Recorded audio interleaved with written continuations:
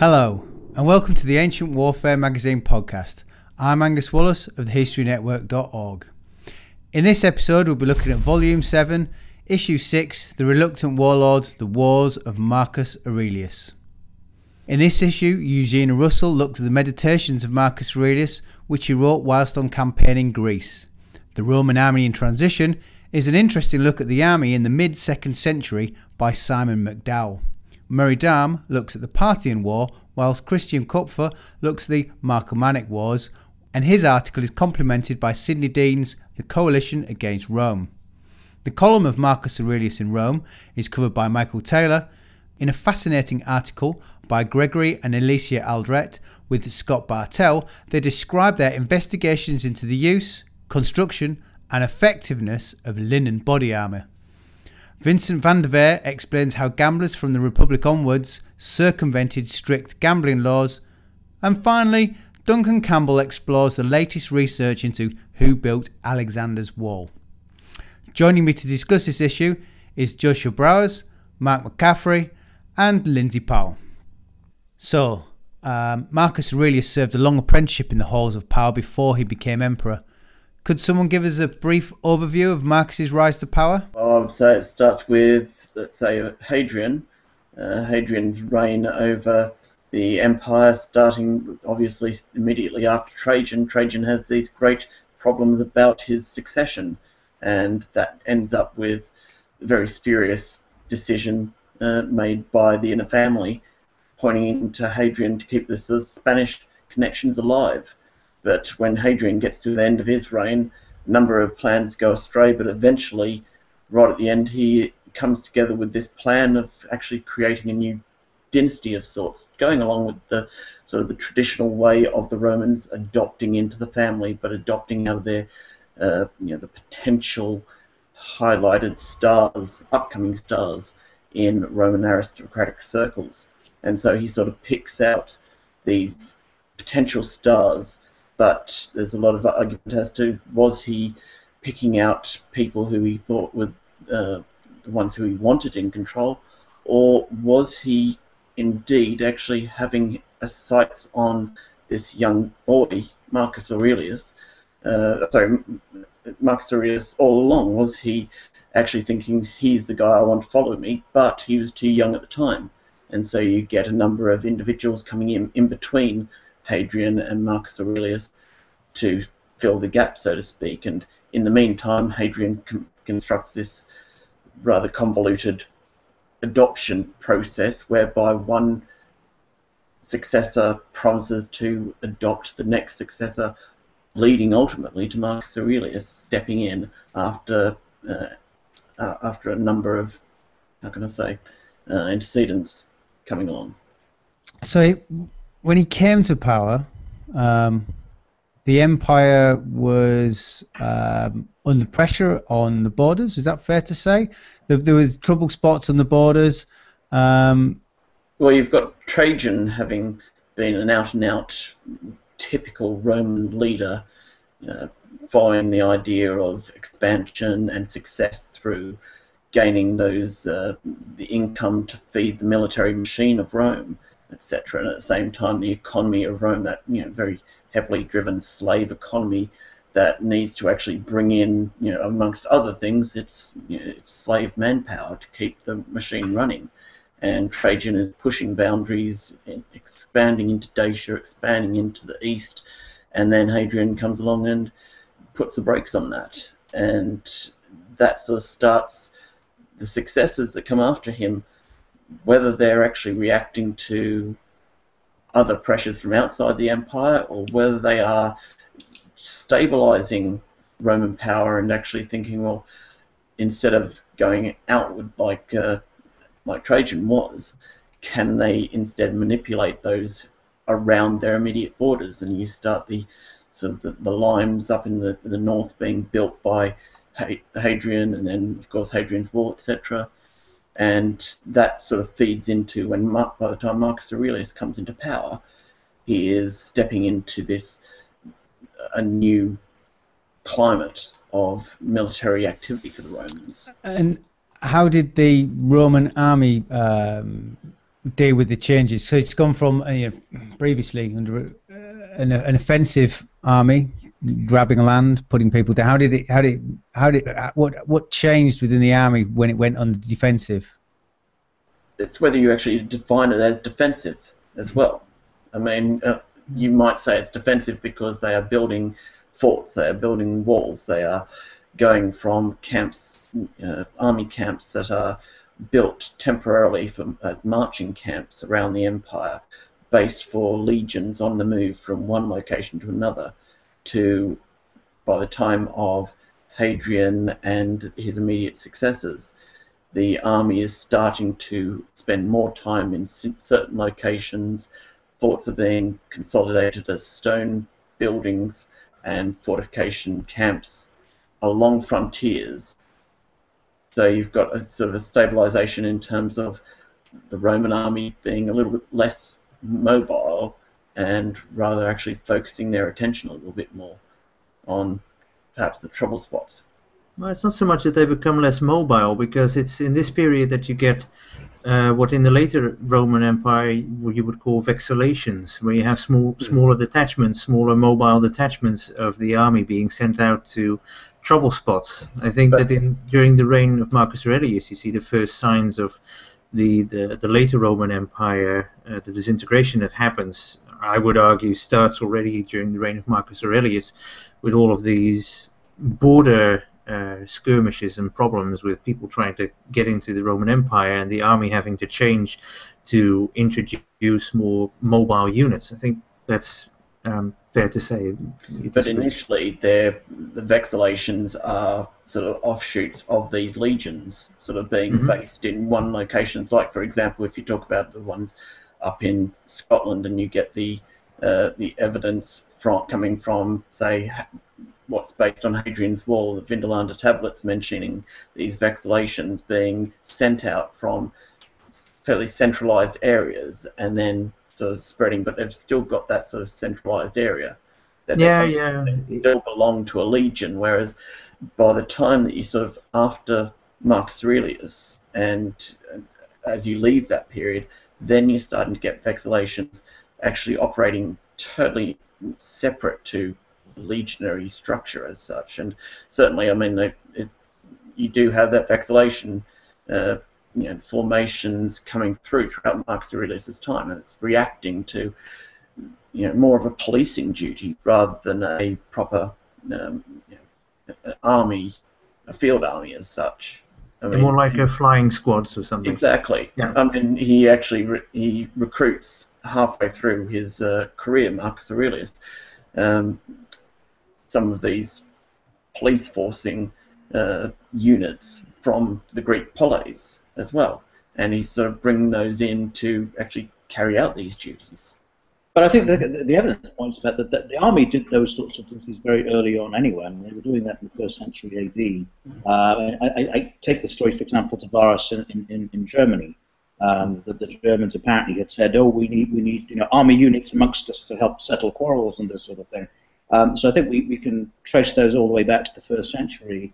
And we know from, I think, the papyri in Oxyrhynchus, where you've got centurions who seem to be pretty much sort of a mobile judge and jury, an arbitrator in cases, because he's an authority figure and presumably he knows the law of Rome and he can arbitrate between disputes of various kinds. So I'm wondering whether, when we talk about vexellations, I mean, I suppose what it literally means, it means sort of detachment under a flag, a vexillum standard. And I suppose the way it would have been done in earlier days would have been a cohort, would have been the fighting unit, would have gone off and done its thing, and then there could be break-offs from those, and they could be stationed at a watchtower or a small fort or whatever. And I'm perplexed, for example, and again in the 1st and 2nd centuries, how all of this was meshed in some sort of network. So how do you communicate with all these spread-out troops? And I'm going to sort of hypothesize here that, in a sense, the vexillation, when they finally get to call it that, is the formalization of all of that, because up to that it had been very haphazard and very much under the, I suppose, the aegis of the commander and the support structure to make it work. When you formalize it, then you know the ranks and the grades and you know the boundaries of people's span of authority. I think there's probably some sort of process where initially these what would later become vexellations were sent out sporadically, and that the number of instances where they have to send out these smaller detachments in order to put out all these brush fires increases over the course of the 2nd and 3rd centuries in particular, I guess. And that's what causes the Roman army at one point to say, hey, we're sending out these smaller groups of soldiers far more often now than we used to. Maybe we should sort of reorganize the army in this way to cope with this in a better. There's also an argument to say that during the Antonine period, you've got emperors who perhaps are actually making a purposeful decision to actually break up the legions because of the previous rebellions that have been taking place under commanders of legions in places like Gaul and Germania and Britannia.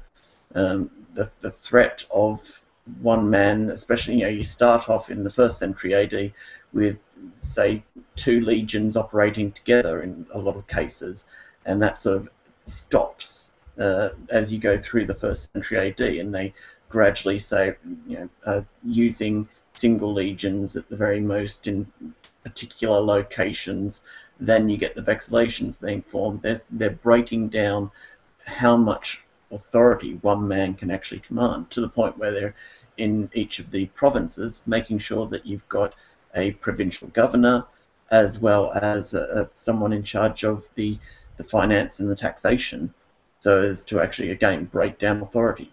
Bringing the discussion to the Marcomannic Wars, though, were they not really wars where the traditional legions fought, or was that dominated by these multiples of detachments? In terms of, if you're looking at Marcus Aurelius, he's got 2 big wars that definitely need the legions on side, but in between all of that, there's a lot of policing action going on, especially even when he's getting rebellions within Italy, with settlers rioting in Ravenna, and outbreaks in Britannia, outbreaks in the Germanic provinces as well.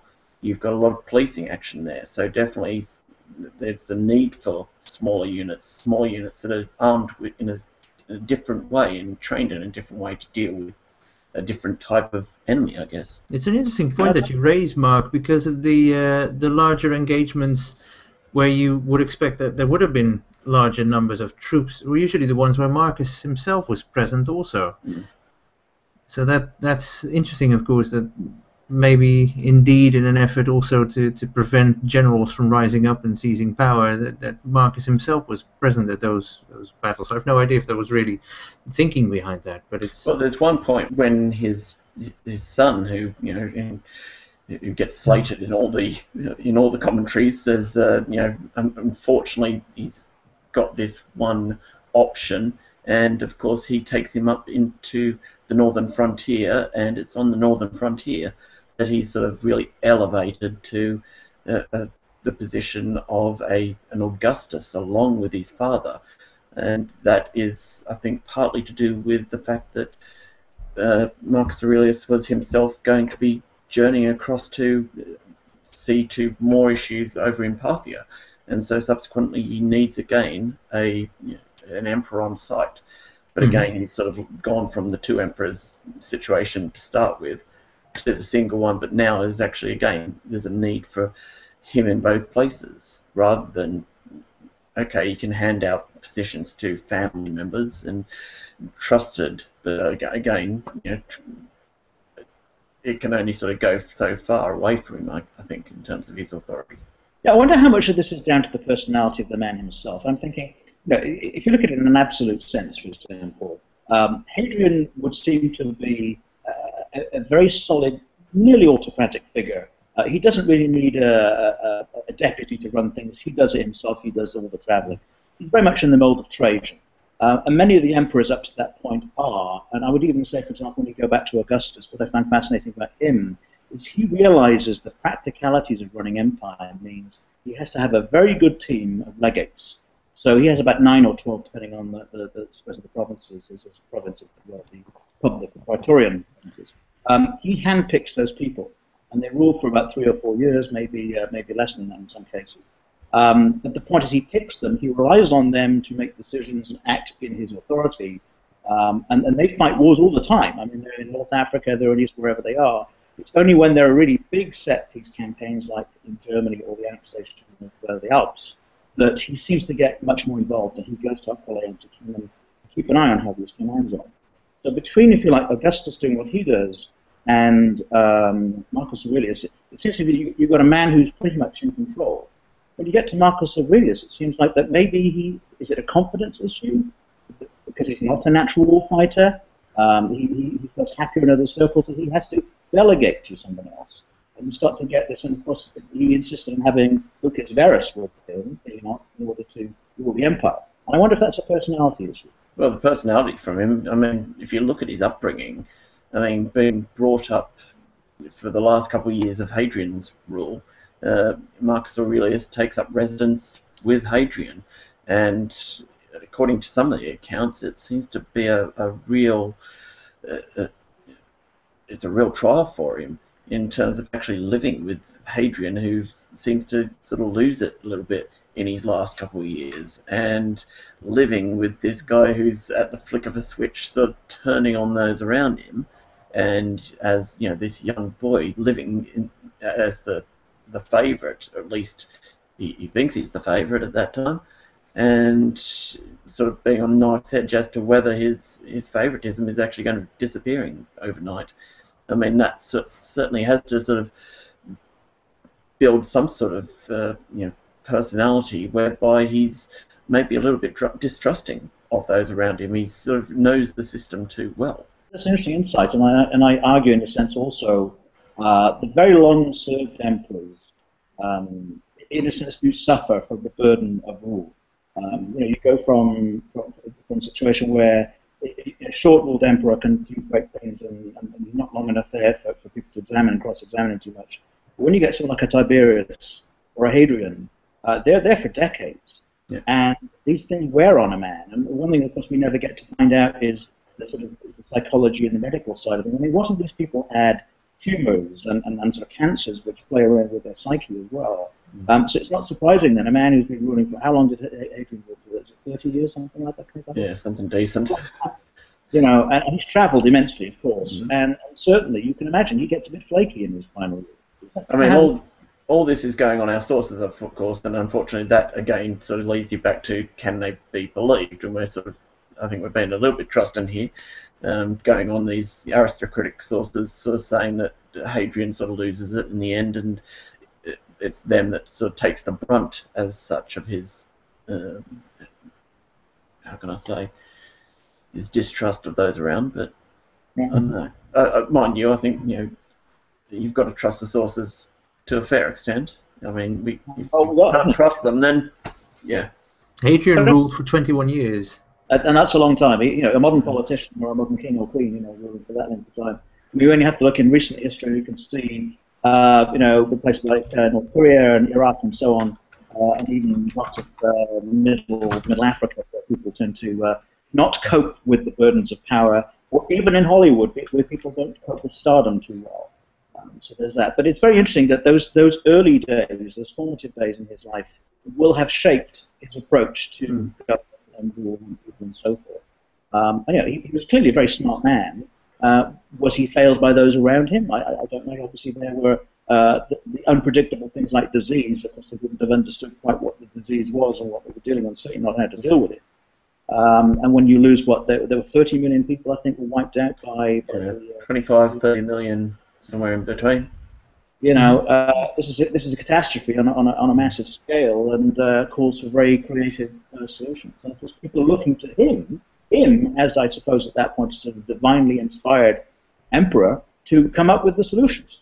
If we can believe the sources, he seems to play it very well in that sense of taking on the mantle of an Augustus, and he starts bringing in, I mean, there's mention in the Historia Augusta of him reverting to a very strict observance of old traditional religion and practices, bringing in practices that hadn't been, really conducted, like things like the feeding of the gods on the couches in the forum, in order to bring about divine intervention on things like the plague or the series of very devastating floods that took place in his early reign.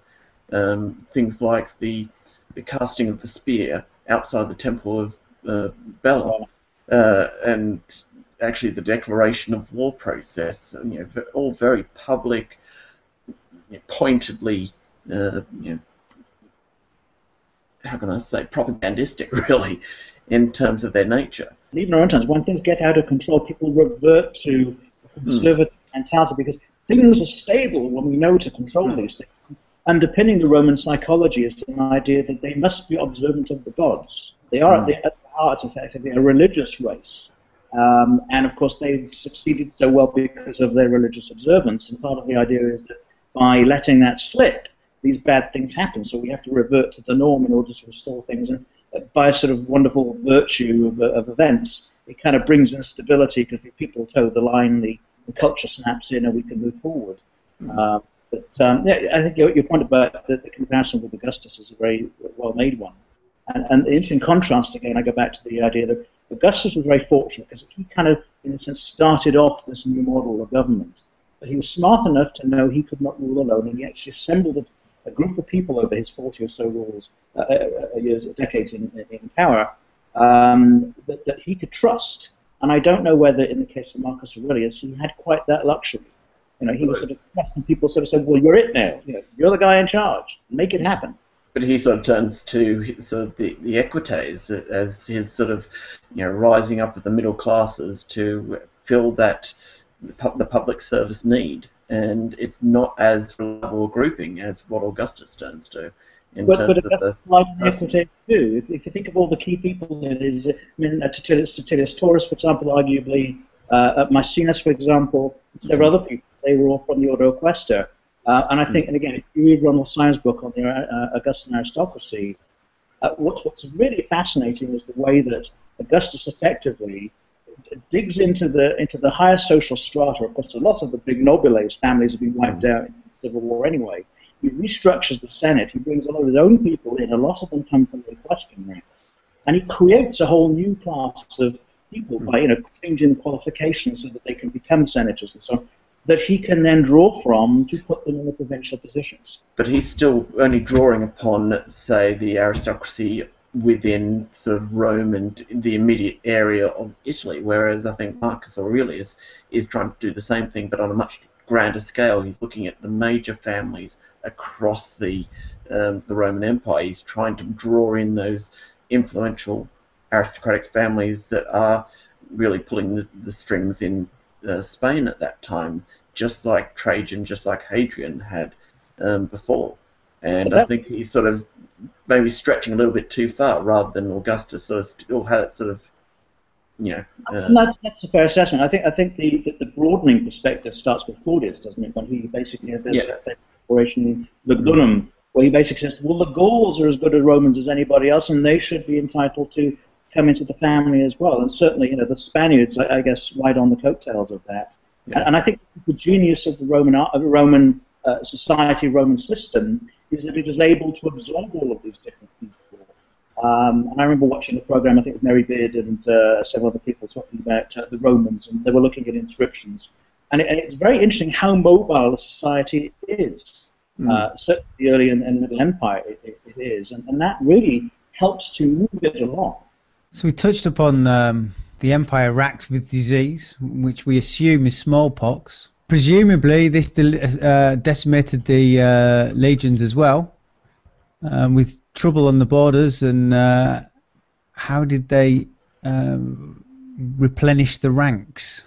Well, in the same issue, I think what we see is that there's evidence that they throw open the entry qualifications. They bring in rather than just drawing from free Roman citizens, that they open it up to a much broader cast of people, including, it turns out, criminals and bandits, latrones. Gladiators and barbarians also. Gladiators and barbarians, a fine motley crew. So what they effectively create is a French Foreign Legion, it sounds like to me, of a demographic in the army. But it's interesting, again, that there are precedents for this. So again, you go back to Augustus on 2 occasions, that they had to allow freedmen, for example. They also created at that time the voluntary units, where you would actually populate them with people who were not trained army, but they were basically conscripts. So I think what this is, again, going back to the other, Marcus Aurelius is looking at precedent. There are precedents in cases of emergency. You can do these things. It's okay to do these things.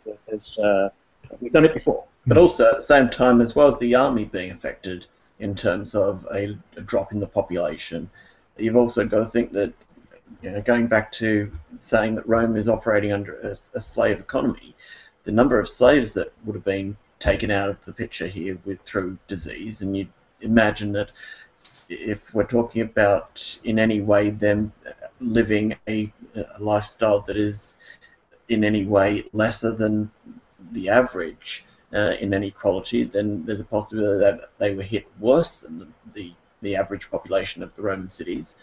Then that will mean that you've got less workers, you'll have more demand for slaves, and then we start to ask, well, in that case, was the action of Marcus Aurelius in Parthia and on the northern frontier really reactionary to what was going on in terms of external pressure? Or was he, I mean, especially when he sort of goes back to the north for a second time, is he actually sort of prolonging wars maybe in the idea that maybe he can actually bring in, additional slaves, additional money into the economy, sort of just to, it's like for the British economy at the moment, just the magic answer to actually getting out of a recession that has been brought about for some reason. Do we have any evidence for that? Most of the ideas that are put forward by the major sources are that the wars in Dacia and the wars on the northern frontier are caused by aggressive moves being made against Rome initially, and the Romans reacting to them. But whether this can be totally believed, there are small little indications here and there that maybe the Romans are not reacting to as big a threat as maybe they make out they are, but they're reacting in full force.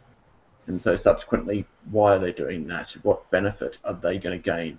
I mean, they've stopped, after Hadrian, they've stopped expanding their land forces, their land grab. And therefore, are they there for financial gain? Are they there to establish maybe a buffer zone around the empire? Or is there something more?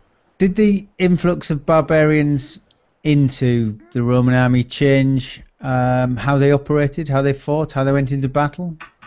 Inevitably, yes. But that was happening way before anyway. My understanding, I mean, if you look at the auxiliary units of the first century, or even going back into the later part of the first century BC, and you've got auxiliary units that seem to be using their own weaponry, and that's sort of coming in gradually, and okay, it doesn't affect the legions as such until you sort of get into the first century AD, and then you have it amongst some of the legions based on in Germania, apparently adopting sort of little bits here and there to add to their regular kit, but was more adapted for local fighting conditions. Simon McDowell's article suggests that there are some changes from a rectangular shield to an oval shield and carrying longer swords and heavier spears and that sort of stuff. That does suggest changes. I'm not quite sure that his conclusions are why these changes happen exactly are entirely correct, also because I'm no specialist in this particular field, but there's a reconstruction on page 14 by Jason Juta of what the Roman army of the mid-2nd century might look like based on Arrian, which is of course again a later source, where you can see them fighting with round or oval shields rather, and using pila as well as longer, heavier spears that might also have been thrown over the heads of the earlier ranks. It does seem different from what you would expect from a regular legion. But exactly why these changes came about. If they're broken into smaller units, perhaps it's easier to take on different peoples and let them fight in the way that you want them to fight, as opposed to if you're in a huge bodies of people, huge armies deployed, all have to be quite regimented, heavily drilled. Whereas if you're doing policing actions, it's perhaps easier to let newcomers get on with what they do within general bounds of how you would like it done, perhaps. Well, I think there's always been an understanding that, that there was something uniform about the Roman army. More recent thinking is, in fact, it was very far from uniform. I think the idea of uniform is a modern idea, going back 200 years or something. But a lot of this, I think, will be down to, and it's mentioned in the article, in fact, regional or even local. I mean, it comes down to the ability of the armourer, the craftsman, to be able to make armour, and maybe the preference or skill set of one is to make a sort of only, centimeters long, and in another case it may be different. The materials that are available are part of it too. And then you overlay onto that people brought in as auxilia that have their own fighting techniques and so forth. So you're going to get a very mixed group of people, and when you start breaking them into small units and moving them around, it really is quite a mix.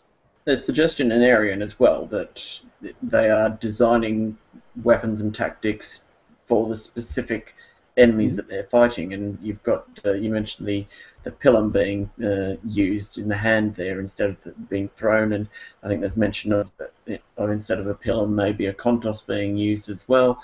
But at the same time, this is Arian speaking about tactics against a specific army, and whether he's, I think there might be a little bit of doubt whether he's necessarily talking all about first-hand experience, or some of it is sort of delving into the realms of theory as well on his part, and whether it's actually being put into action, and whether it's actually what they're doing on that battlefield at that time is a little uncertain.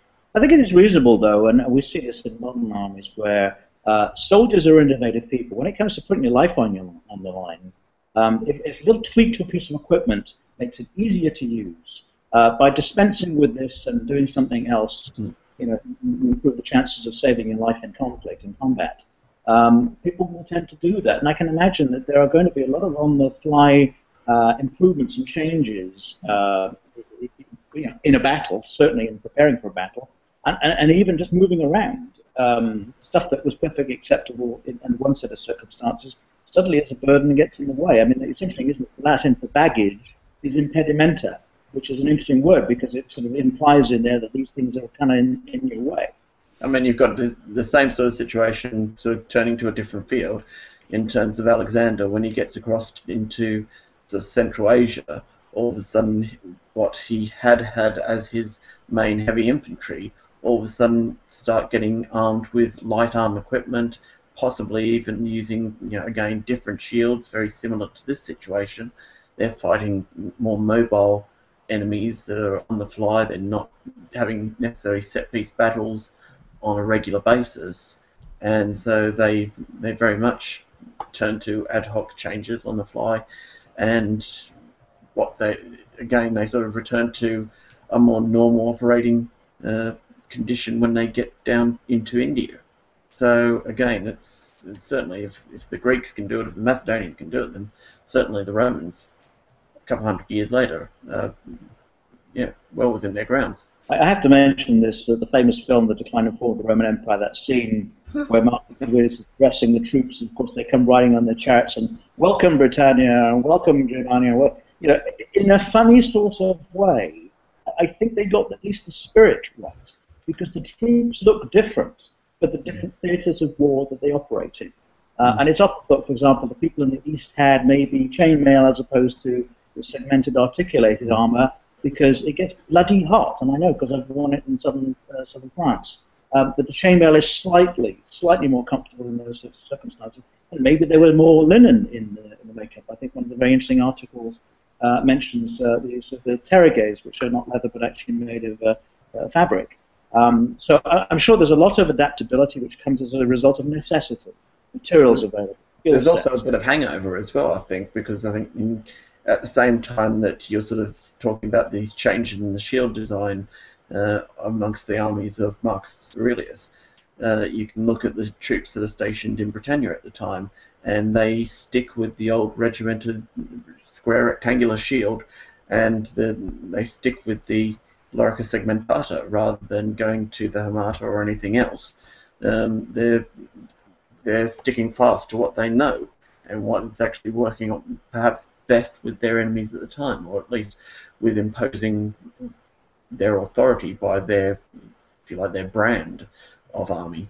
And you'll find this in the modern army too. People fighting in Arctic conditions obviously have to wear white, and they have to have cold-tempered, equipment in the same way someone fighting in the jungle needs a totally different panoply. And also their uniforms aren't very strict either in a modern army. There's a lot of tailoring going on also. Depends on where they are precisely. But a modern army that's been out in the field for quite a while looks a lot looser and less disciplined than we might expect. That's one of those assumptions that's being made with the Romans as well. You sort of get a lot of people sort of jumping in and saying that their tunics are a certain colour, etc. I would imagine that a force that's out in the field for any length of time is going to end up, okay, you might have some of the major equipment standardised, but I mean, even in the first century, I can't remember where it was, coming across Roman knuckle dusters being sort of used ad hoc in between the legionaries. But Joshua makes a very good point. I remember seeing about 2 or 3 years ago, it was a British squaddy in a redoubt somewhere in Helmand province, and I mean the camera pulls away, and of course he's been wearing the famous sort of pudding-bowl helmet, and he's wearing basically an olive drab t-shirt and red shorts. It is so damn hot. What are you going to do? I mean, you're going to be in the whole trousers and the whole thing? No, he's doing what he needs to do to make comfortable the ability to fight. And as Joshua said, I mean, that's a modern army, right? Where supposedly we have uniformity. Yeah, I also don't remember which war it was, but I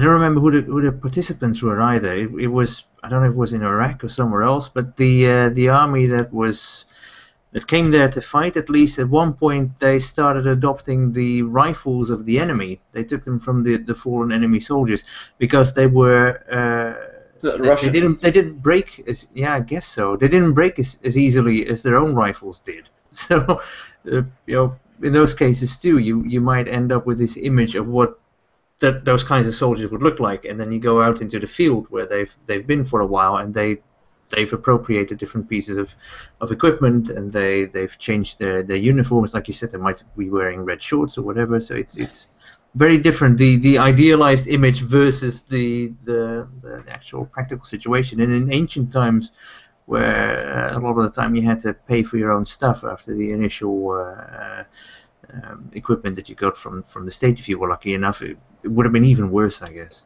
And of course, when it gets to parade, people obviously make an effort to presumably dress more properly, and no doubt the centurion has a particular image of what he wants his unit to look like. But in campaign, I'm sure it's very, very different. So I wonder whether we were talking about this within the context of Marcus Aurelius' campaigns. I don't know whether there were any major changes under him so much as there were changes as they were in any other period. It'd be interesting to think whether it actually also changes coming from the top, or were they changes made out in the field by commanders, as they sort of break up into these vexallations, whether there is a drive from certain vexallations sort of competing to be sort of the top force out there, improving and actually making, setting a bar for others to follow, perhaps.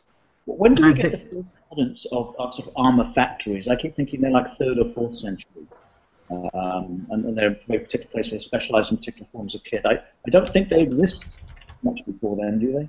You have the Greek speechwriter Lysias, who lives. I have to look this up for a moment. From approximately 445 BC to 380 BC, who at one point mentions a shield factory. Oh. So a place, a workshop where they manufacture loads of shields. So those kinds of places, those kinds of armories, they existed from at least the 5th century BC. I think there was also something, I think that it might have been in one of the previous editions of the magazine, actually mentioning about slingers and about the same sort of production rate going. I think it might have been with the Balearic slingers, actually, then, because there's such a very standard shape to the slingshot at that time, and that it is just so uniform that it has to be coming from some sort of factory churning them out by the hundreds. In the Bar Kokhba War, for example, Dio Cassius, he talks about how the Jews under the coming rebellion under Bar Kozibo, Bar Kokhba, were actually supplying the Roman army with swords in the text. And what they were cleverly doing was they were siphoning off a percentage of that for their own use and stockpiling them as an arsenal. And so you've got this very interesting idea. So does that mean, as part of a sort of general taxation levied on the population, it can be expressed in kind, and some people provide equipment? I know that I think it's the Frisi or the Cananefates up in the Netherlands during Drusus and Tiberius' time were providing, I think it was leather skins or cattle products or something. So again, it comes down to local resources. Part of the availability of this stuff comes down to whatever is local. And if they are very good at making this, that's what the army tends to get. Auxiliary troops also had to supply equipment and horses and whatever, like the Batavians did here in the Netherlands for the Roman army. It's basically the same sort of idea. Yeah, you get that, I think, with Diocletian's economic reforms. Certain parts of the empire were known for making certain things. The famous, I think it was the Caraculus from Britain, the hoodie of its day, the hooded sort of cloak, and they make those, and they're very much valued, and British dogs are liked, and so on. No doubt other parts of the empire produce sorts of things.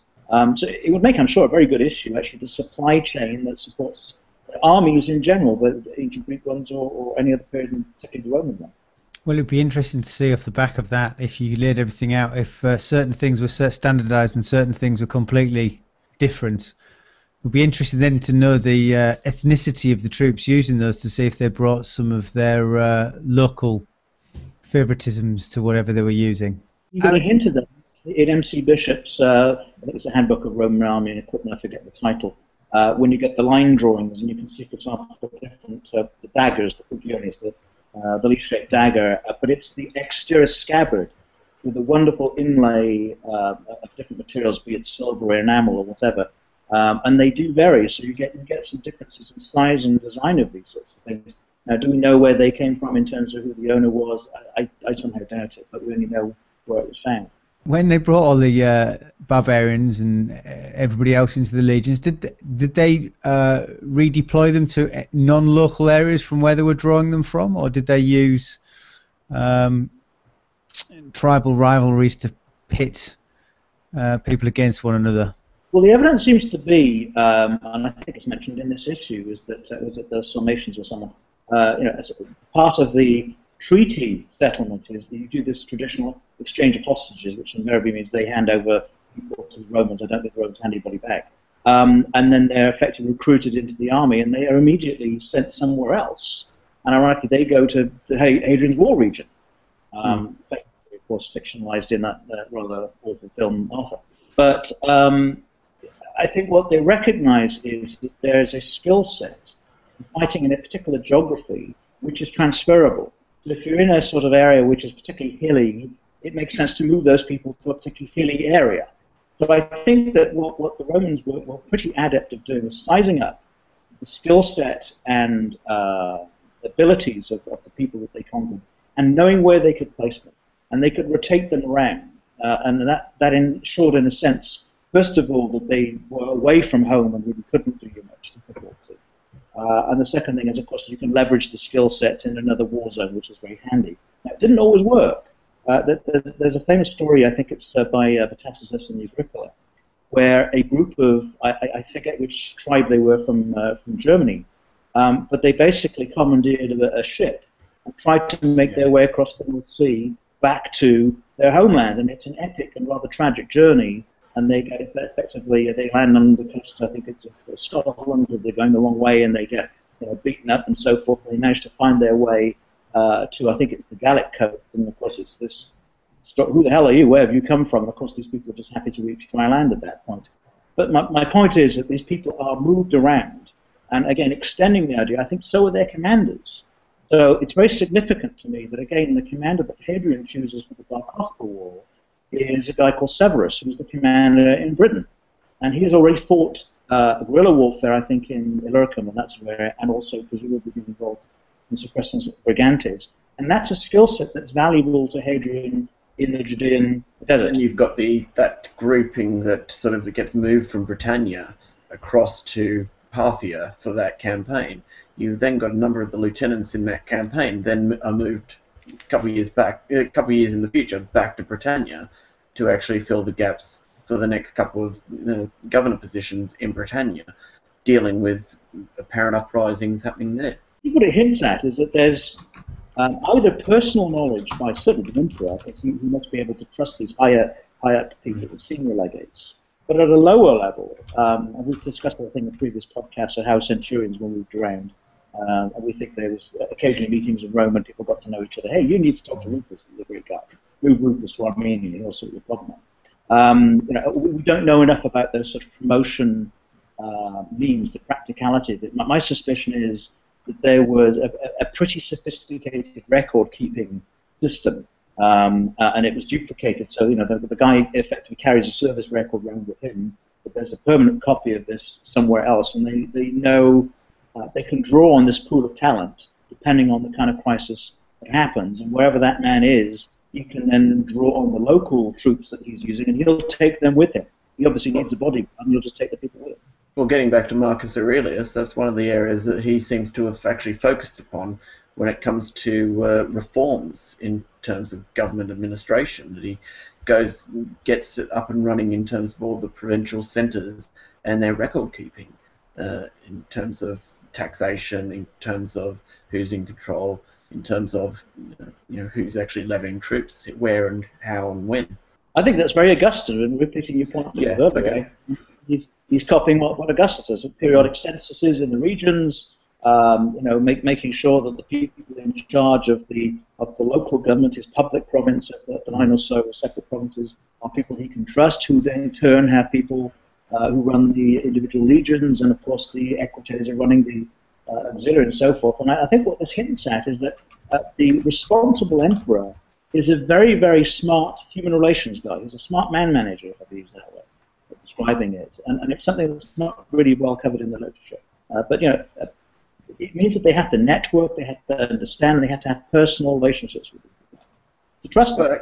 Actually, one thing I came across reading a bit about Hadrian, actually, was just a very small mention of his, I think it's Frumentari, which is basically his secret service, and the reference being to how wide and well connected this information network for him was, in terms of just feeding back to him in wherever he was in the empire at the time.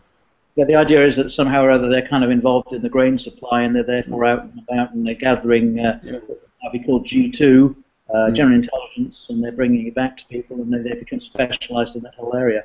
And of course, there's discussion in Roman literature to the extent to which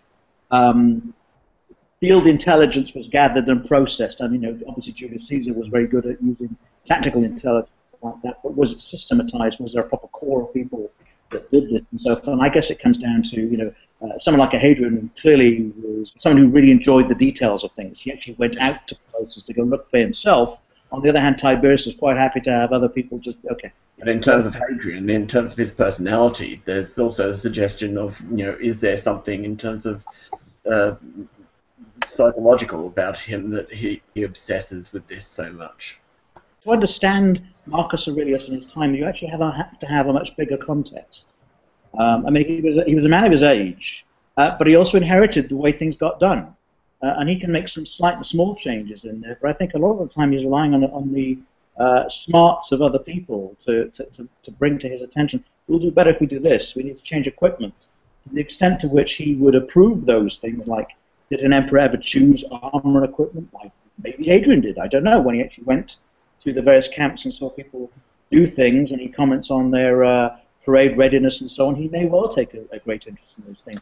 But is Marcus Aurelius then sort of living into the hangover from the likes of Trajan and Hadrian to the extent where things seem to go so badly wrong? Is it just down to the individual of Commodus coming in afterwards, where you sort of start to have this slide down in terms of the efficiency and the running of things sort of starting to go awry?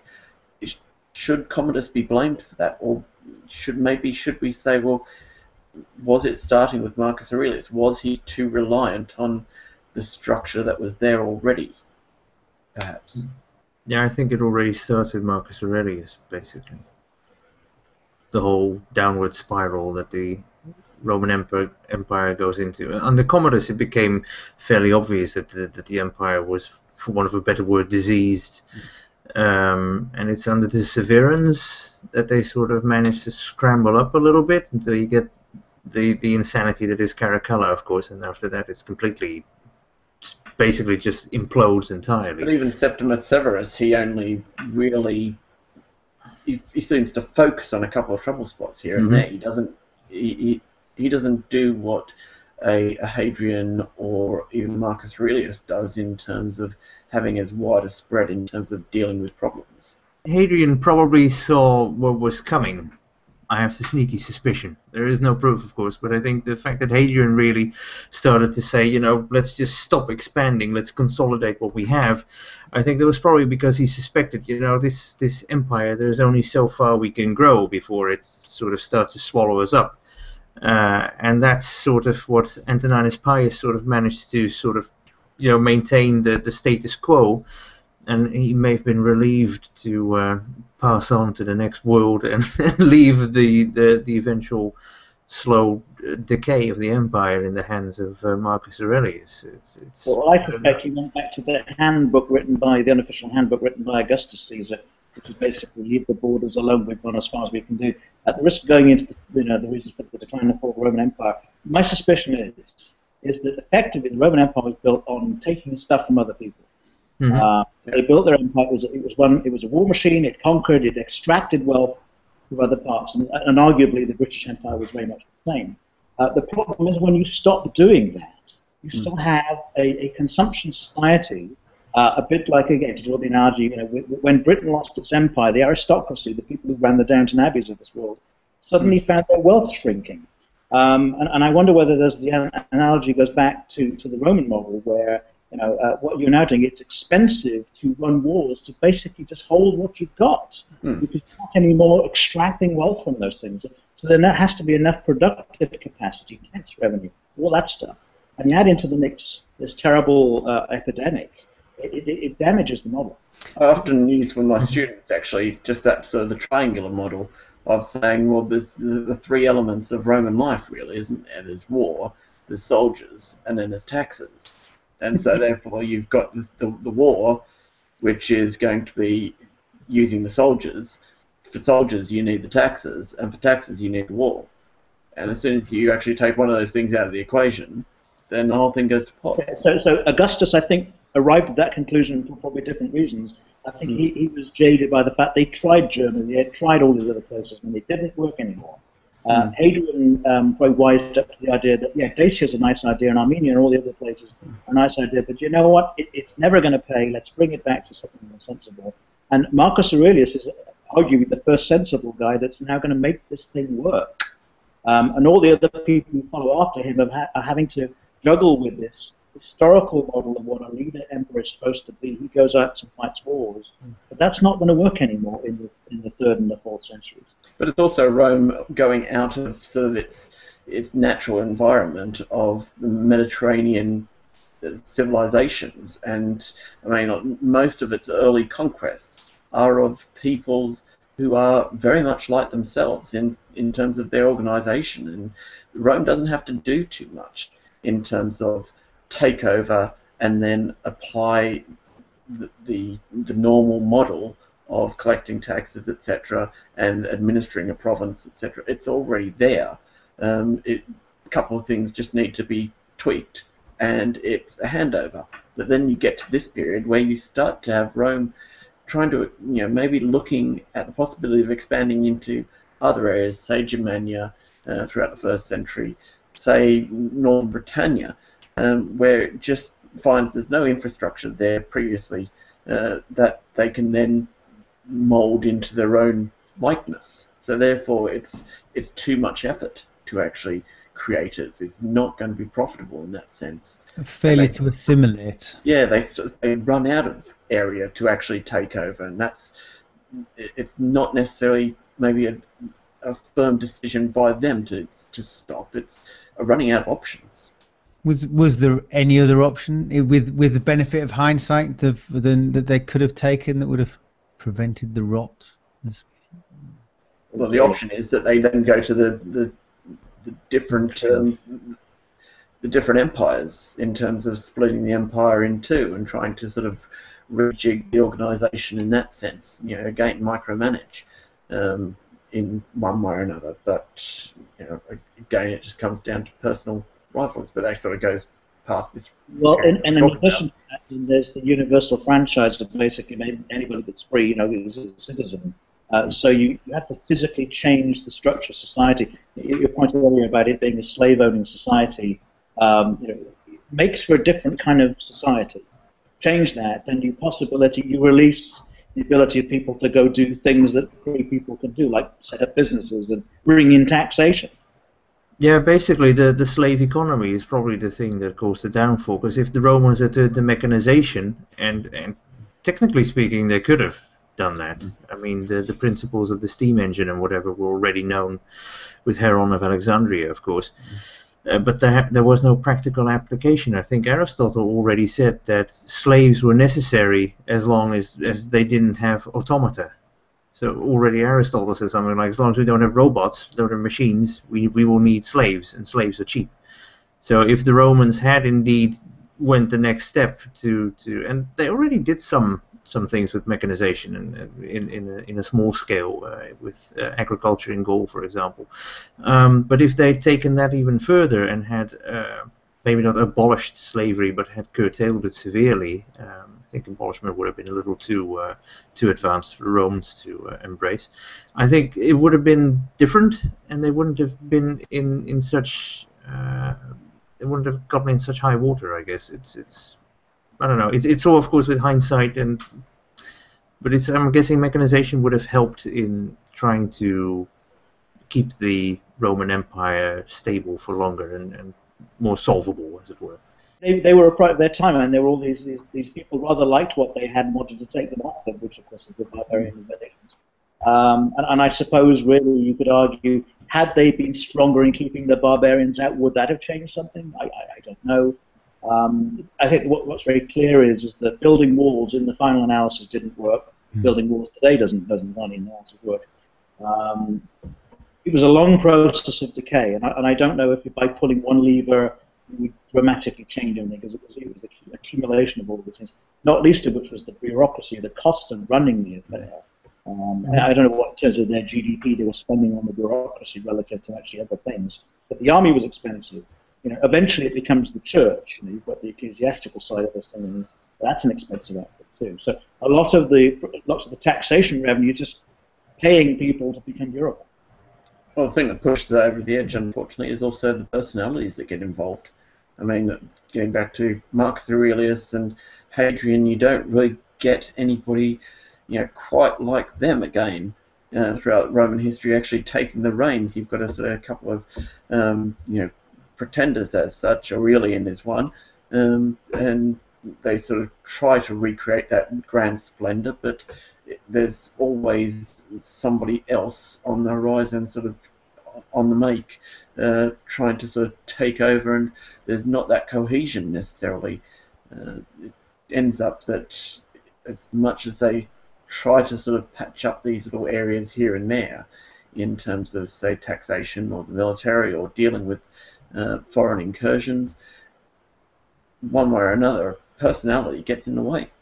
Well, I wonder about that. That's the inevitable result of the fact that since there's no longer outward conquest, and then again, what Augustus was very clever at being able to do was allow the competitive nature of Roman society, so that you could be the best legate for him, and he could award you with an ovation, or other sorts of promotions and so forth. But he was very clever in awarding triumphs, increasing to fewer and fewer number of people. But The natural logical end of that is that there's nowhere else for you to go other than to oust the guy who's in charge, because that's the only premium spot left.